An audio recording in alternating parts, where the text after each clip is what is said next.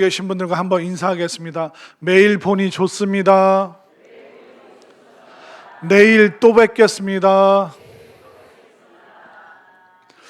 우리가 인생 살다 보면 참 다양한 사람, 많은 사람을 만나는데 저도 또 특별한 사람들을 그 미국에서 유학하고 또 공부하면서 이런 분들도 있구나라는 그런 생각을 참 많이 할 때가 있었는데, 미국 가면 그 이민 오신 분들이 있습니다. 뭐 또 자녀들 교육 때문에 또 한국에 있는 모든 뿌리를 뽑아서 이주를 하신 분들, 또 때로는 20년, 30년 전에 이민 간 자녀들이 나중에 부모님을 가족 초청으로 모시기도 하고, 어떤 사람은 학생 비자로 오고 또 취업 비자로 오고, 다양한 꿈과 소망을 가지고 또 미래를 위해서 미국으로 오시는 분들이 있는데, 그런데 간혹 이렇게 얘기를 하다 보면 목사님, 저는 사실 한국에서 좀 문제가 있어서 미국으로 도피했습니다. 그래서 저는 무슨 정치적인 문제인가 이렇게 했는데, 그 가족들에게 빚을 져서 또 친구들에게 돈을 빌렸는데 감당이 안 되는 액수를 빌리고 또 너무 미안하고 죄스러워서 도저히 한국에 살 수 없어서 저 도망치듯이 미국에 왔습니다. 이렇게 오랜 시간 교제하다 보면 본인 속에 있는 그런 많은 문제들을 드러내놓는 그런 분들이 있습니다. 우리도 살다 보면 너무 부끄러워서 도망치고 싶고 또 숨고 싶고 또 사람들로부터 좀 잊혀졌으면 좋겠다, 그런 마음이 들 때가 있습니다. 오늘 본문에 나오는 예루살렘에서 엠마오로 가는 이 두 명의 제자도 감당이 안 되는 그 마음 때문에 지금 예루살렘에서 엠마오로 도피, 허겁지겁 지금 도망치고 있는 그런 상황입니다. 이 예루살렘에 있었던 이 두 명의 제자들은 이 예루살렘이 더 이상 감당이 안 되는 겁니다. 예루살렘이 주는 그 실망감, 그리고 예루살렘이 주는 그 중압감, 그걸 견딜 수가 없어서 더 이상 예루살렘에 머물 수가 없습니다. 사실 이 엠마오에서 이 예루살렘으로 예수님께서 예루살렘 입성하실 때 함께 따라갔던 여러 사람 중에 두 명이었습니다. 이 두 명이 예수님 따라갈 때 얼마나 큰 소망이 있었습니까? 이제 새로운 시대가 열리는구나. 우리가 그동안 예수님을 믿고 따랐는데 예수님이 정말 새로운 세상을 열어주고 우리가 바랬던, 우리가 원했던 그것을 꼭 우리에게 주실 것이다, 그렇게 생각하고 예수님을 따라갔습니다. 그런데 갑자기 이게 웬일입니까? 예수님께서 로마 군인들에게 잡히게 되시고, 그리고 예수님께서 십자가에서 죽임을 당하시고, 정말 환호하고 열광했고 열정적으로 소리 질렀는데 그 모든 열정적인 소리가 아우성이 되고 아비규환이 되고, 그러다 보니까 이 예루살렘은 서슬퍼른 그런 죽음의 도시가 되고 말았습니다. 너 예수 믿던 그 사람이지, 너 예수 따르던 그 사람이지. 예루살렘에 있는 모든 사람들이 살기 등등해서 예수님을 따랐던 제자들, 무리들, 사람들, 그들을 내버려 두지는 않습니다. 그러니까 이들이 더 이상 예루살렘에 머물 수가 없죠. 그래서 급하게 피신하듯이 그들이 엠마오로 지금 도망가고 있습니다. 너무 허탈하죠. 그렇게 예수님을 열광적으로 따라다녔는데 순식간에 예수님이 사라졌습니다. 그리고 예수님께서 너무 무기력하고 또 예수님께서 아무런 능력도 행하시지 않고, 예수님이 먹을 거 주셔서 따라다녔는데, 예수님이 신기한 기적을 보여주셔서 따라다녔는데 말씀을 이루신다고 죽임을 당하시다니, 세상에 이런 일이 어디 있는가. 그 모든 열정과 열광이 다 사라지고 허전하고 허무하고 허탈하고 좌절감으로 가득했기 때문에 그들은 더 이상 사람들 만나고 싶지 않았고 예루살렘의 그 중압감을 견딜 수 없었던 것입니다. 왜 그렇게 됐을까요? 이 도망가는 제자들, 도피하는 제자들, 그들에게 어떤 문제가 있었냐면 그들은 예수님을 제대로 이해하지 못했고 또 주님의 말씀도 이해하지 못했습니다. 그러니까 우리가 신앙생활하고 열광적으로 열정적으로 우리가 그리스도인이 됐다고 생각하는데 우리가 예수님을 이해하지 못하고 말씀을 이해하지 못하면 이 엠마오로 도망가는 이 두 사람처럼 조금만 우리가 고난과 어려움이 오면 천지사방으로 도망가 버리는 실패자요, 패배자요, 도망자가 되어버릴 수밖에 없는 것입니다. 그들이 어떤 방식으로 예수님을 잘못 오해했는가 한번 볼까요? 자, 우리 화면으로 누가복음 24장 19절 말씀을 한번 볼까요? 19절 말씀 읽습니다. 시작. 이르시되 무슨 일이냐 이르되 나사렛 예수의 일이니 그는 하나님과 모든 백성 앞에서 말과 일에 능하신 선지자이거늘. 예수님을 말과 일에 능하신 분, 예수님은 말을 너무 재밌게 잘하셨어요. 그리고 예수님은 우리에게 신기한 일을 보여주셨어요. 그러니까 예수님을 진짜 메시아 구원자로 보는 것이 아니라 본인들의 어떤 즐거움의 대상으로, 재미의 대상으로 그렇게 예수님을 이 두 명의 제자들은 오해를 하면서 예수님을 따라 다녔습니다. 또 예수님을 어떻게 오해했을까요? 21절 말씀을 볼까요? 21절 읽습니다. 시작. 우리는 이 사람이 이스라엘을 속량할 자라고 바랐노라. 이뿐 아니라 이 일이 일어난 지가 사흘째요. 예수님을 온 인류의 구원자가 아니라 우리 유대인, 우리 이스라엘을 위해서 일해 주실 분이라고 생각했는데 그분이 너무 허무하게 사라졌습니다. 그러니까 예수님을 얼마나 개인적이고 또 민족주의적이고 이기적으로 예수님을 오해를 하고 있었는가. 그러니까 우리가 예수님을 오해하게 되면 어떻게 됩니까? 허무하고 허전하고 허탈한 삶이 될 수밖에 없는 것입니다.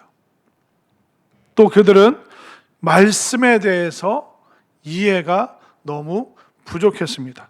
자, 오늘 본문 27절 말씀을 한번 볼까요?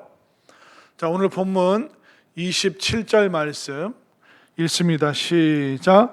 이에 모세와 모든 선지자의 글로 시작하여 모든 성경에 쓴 바 자기에 관한 것을 자세히 설명하시니라. 이 제자들이 아직 눈이 열리지 않았습니다. 왜 그럴까요? 말씀에 대한 이해가 부족했기 때문에 예수님께서 구약 성경에서부터 메시아 그리스도에 대해서 쭉 설명을 해갑니다. 아, 우리 민족만을 위한 구원자가 아니시구나. 그냥 광야에서 만나와 메추라기 주셨던 그런 우리의 어떤 육체적인 피로만 채우시는 그런 분이 아니었구나. 이제 말씀을 이해하면서 그들은 예수님에 대한 새로운 생각을 갖게 되었습니다. 또 32절 말씀을 볼까요? 32절 다 함께 시작. 그들이 서로 말하되 길에서 우리에게 말씀하시고 우리에게 성경을 풀어주실 때 우리 속에서 마음이 뜨겁지 아니하더냐 하고. 아멘인가요? 우리에게 말씀하시고 성경을 풀어줄 때 그때서야 진짜 온전한 열정과 열심이 그들 속에 나타나기 시작한 것입니다. 왜 그들이 허무와 절망과 좌절에 빠졌냐면 예수님에 대해서 오해했기 때문에, 말씀에 대한 이해가 전혀 없었기 때문에. 여러분들, 이 두 사람이 길을 걸어가는데 답이 없는 사람끼리, 지금 부정적인 마음에 휩싸인 두 사람끼리 얘기해봤자 무슨 답이 나오겠습니까? 우리도 마찬가지입니다. 여러분들도 답이 없는 사람들과 계속 논쟁하고 토론한다고 해서 답이 생깁니까? 절대로 그렇지 않습니다. 그렇게 되면 우리가 어떻게 해야 됩니까? 사람들의 말이 아니라 하나님 말씀, 정말 주의 말씀을 통해서 여러분들이 인생의 답을 찾아갈 수 있게 되기를 바랍니다. 결국 우리가 신앙생활 아무리 열심히 하고 교회를 내 나름대로 최선을 다해서 다녀도 예수님으로 채워지지 않고 말씀으로 채워지지 않으면 여러분들이 종교적인 활동을 아무리 열심히 해도 언젠가는 마음이 허전해지고 무너질 수밖에 없는 것입니다. 우리들의 문제가 뭐냐면 사람과 상황의 말은 너무 예민하게 듣습니다. 그런데 하나님의 말씀에 대해서는 예민하게 반응하지 않아요. 우리가 살다 보면 주변에서 그런 말 하잖아요. 야, 저 사람이 너 싫어한대. 저 사람이 너 안 이쁘대. 거기에는 우리가 견디질 못하고 막 부들부들 떱니다. 그런데 하나님이 너 사랑하신대. 하나님이 너 자녀 삼으셨대. 이런 말씀은 여사로 여겨요. 성경 말씀은 듣고도 믿지를 않아요. 그 말씀을 듣고 부들부들 좋아해야 되는데 사람들이 나에 대해서 뭐라고 했는가? 또 지금 어떤 뉴스가 들려오는가? 거기에는 우리가 격렬하게 반응하는데 하나님의 말씀, 천국과 구원과 사랑과 믿음과 축복의 말씀을 해도 아무런 반응이 없는, 그렇게 되면 우리가 나름 신앙생활 열심히 해도 교회에 앉아 있으면서도 온갖 세상의 뉴스와 세상의 말만 많으면, 사람의 말만 많으면 우리는 언제든지 허무한 마음으로 도망가는 사람이 되어버리는 것입니다.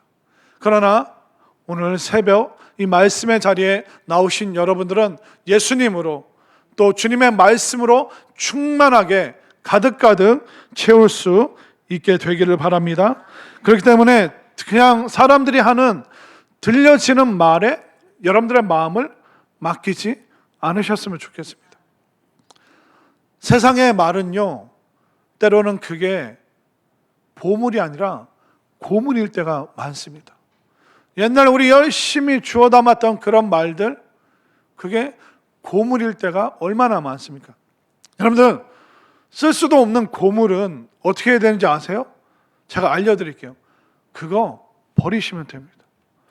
여러분들 집에 혹시 쓰레기 쌓아놓은 거 있어요? 그거 어떻게 하시면 되는지 아세요? 제가 내일 알려드릴까 했는데 오늘 알려드릴게요.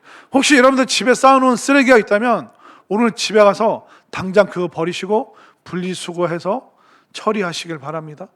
우리는 사람들의 말을, 그 고물과 같은 말을, 쓰레기와 같은 말을 우리는 보물처럼 여기면서 아무 의미도 없는, 너 못났대, 너 밉대, 너 별거 아니래, 그런 고물을 마치 우리는 소중한 것처럼 마음에 담고 있을 때가 많습니다. 우리 집안에 있는 쓰레기 다 정리해서 버려버리잖아요. 여러분들 마음속에 들어온 세상에 좋지 않은 쓰레기 갖고 버릴 수밖에 없고, 고물 같은 거 마음에 쌓아두지 마시고 다 버리시길 바랍니다. 여러분들 마음에 사람의 말이 아니라 하나님의 말씀으로 가득가득 채울 수 있게 되기를 바랍니다. 자, 이렇게 이 엠마오로 가던 사람들이 예수님의 말씀을 듣고 또 예수님 당신이 누구신지 설명을 듣게 되니까 마음이 너무 뜨거워졌어요. 그런데 그때 이 말씀 속에서 오늘 본문에서 재미있는 표현이 있습니다. 자, 28절 말씀을 볼까요? 28절 말씀 읽습니다. 시작. 그들이 가는 마을에 가까이 가매 예수는 더 가려 하는 것 같이 하시니. 자, 이 말이 뭐냐면 예루살렘에서 엠마오로 가는 이 두 사람을 예수님이 같이 따라가시면서 여러 말씀을 전해 주십니다. 이제 엠마오에 거의 다 왔어요. 근데 예수님은 엠마오에 멈추지 않고 더 가시려고 하시는 겁니다. 다른 성경 버전에서 뭐라고 표현하냐면, 그런데 예수께서는 더 멀리 가는 척 하셨다. 무슨 얘기인지 아시겠어요? 엠마오, 너희들의 목적지가 여기야? 그래, 우리 여기서 헤어지자. 나는 더 갈게. 예수님이 왜 더 가려고 하는 그런 척을 하셨을까요? 이 둘의 반응을 보고 싶으신 거예요. 과연 말씀을 얼마나 사모하는가? 이 말씀에 대한 갈급함이 있는가?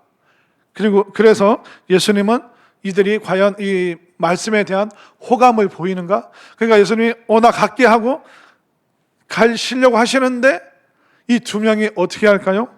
예수님을 붙잡습니다. 자, 29절 말씀 읽습니다. 시작. 그들이 강권하여 이르되 우리와 함께 유하사이다. 때가 저물어 가고 날이 이미 기울었나이다 하니 이에 그들과 함께 유하러 들어가시니라. 아멘인가요? 예수님이 테스트 하시는 거예요. 내가 오늘 이 밤에 너희들에게 말씀에 대해서 풀어서 설명해 줬는데 너희들 말씀 이제 사모하니? 너희들 이제 말씀에 대해서 호감이 느껴지니? 이 말씀 속에서 희망을, 소망을 지금 발견하고 있니? 그러니까 예수님이 더 가시는 척을 하시는 거예요. 이 두 명의 제자들이 어떻게 합니까?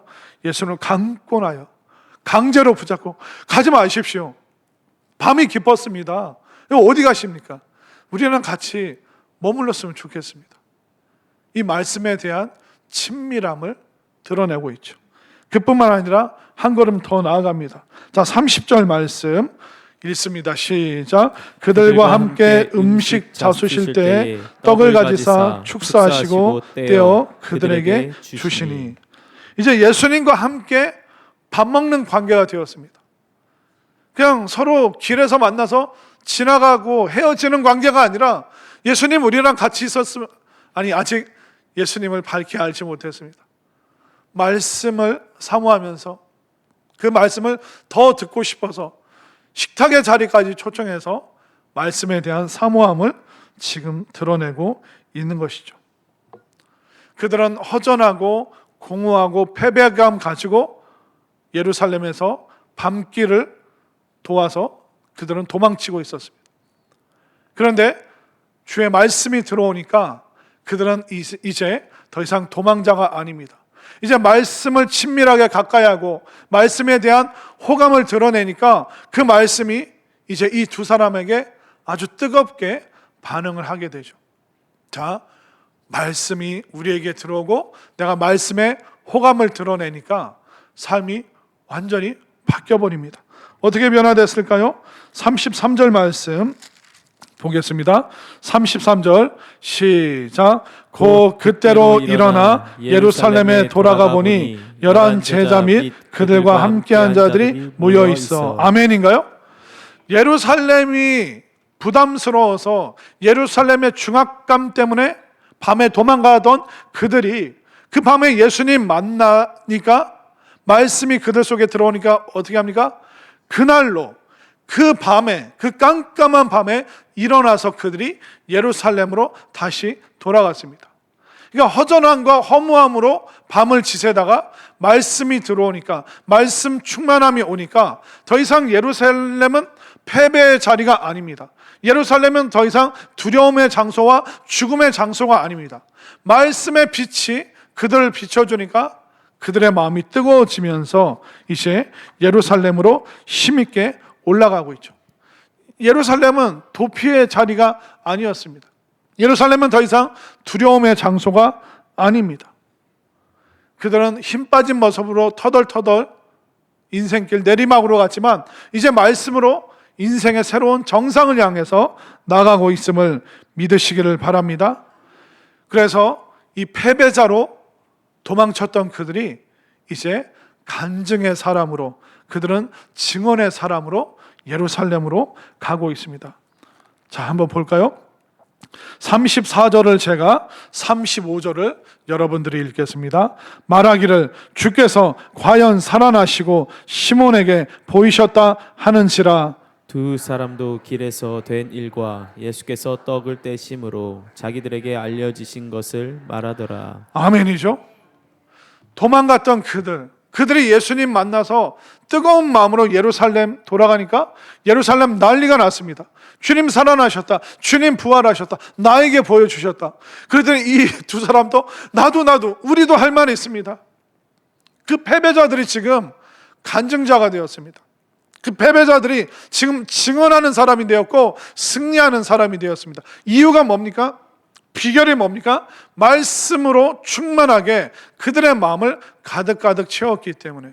그렇기 때문에 여러분들 사람의 말이 아니라 하나님의 말씀으로 여러분들을 채우시길 바랍니다.